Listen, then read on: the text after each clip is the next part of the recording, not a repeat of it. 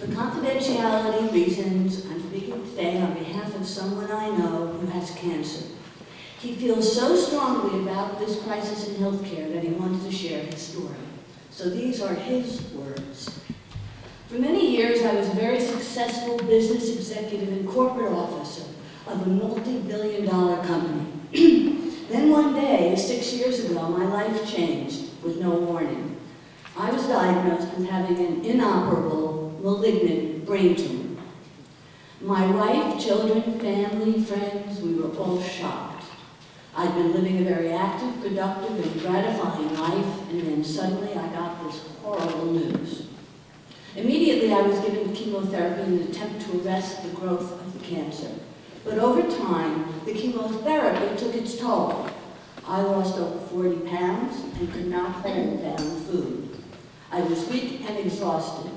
My red and white blood cell counts had sunk to levels that could not sustain my life.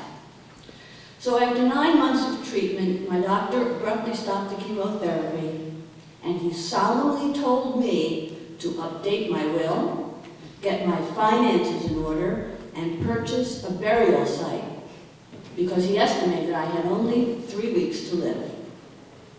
I thought about my 2 young daughters and told my doctor he was wrong. I was completely determined to overcome the severity of my diagnosis by adopting and maintaining a positive attitude and have hope. I took a 6-week leave of absence and with lots of sleep regained my strength and went back to work. That was 4.5 years ago. As you might imagine, to keep my brain tumor stable, the costs of medical expenses and prescription medications rapidly escalated into 6 figures.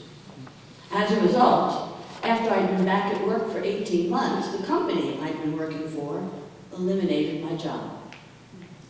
This was a legal loophole they used to circumvent a disability lawsuit that they'd be facing had they actually fired me.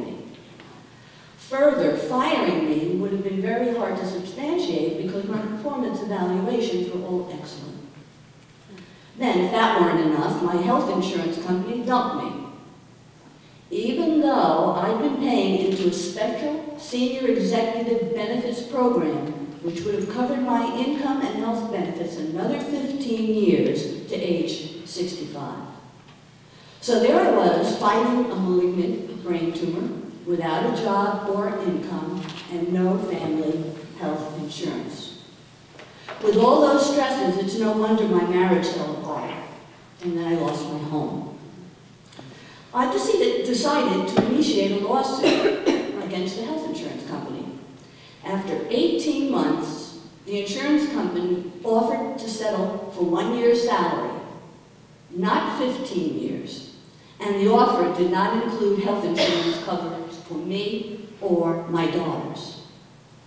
My lawyer advised me to accept the offer, otherwise the suit would drag on for years. So at this point I had 2 possible options: start my own business or find a job. The problem was my pre-existing condition. The cost of health insurance was prohibitive, $8,000 to $10,000 a month. The second option was to accept Social Security health coverage for me and Husky for my daughters. I faced a very real dilemma. If I were to go back to work, I'd be taking an enormous financial risk, because if my job was eliminated, or if my cancer had a relapse, which my doctors say is likely, then what? So I decided the risk of going back to work was far too great without the safety net of affordable health care for me and my daughters. So I'm accepting Social Security health coverage, and my daughters are covered by Husky. I'm feeling strong now and want to go back to work. I want to be productive, contribute to society, pay my share of taxes, and eliminate the state and federal aid that my daughters and I are getting. But with my pre-existing condition and our current healthcare system, I feel like I have a ball and chain wrapped around my neck.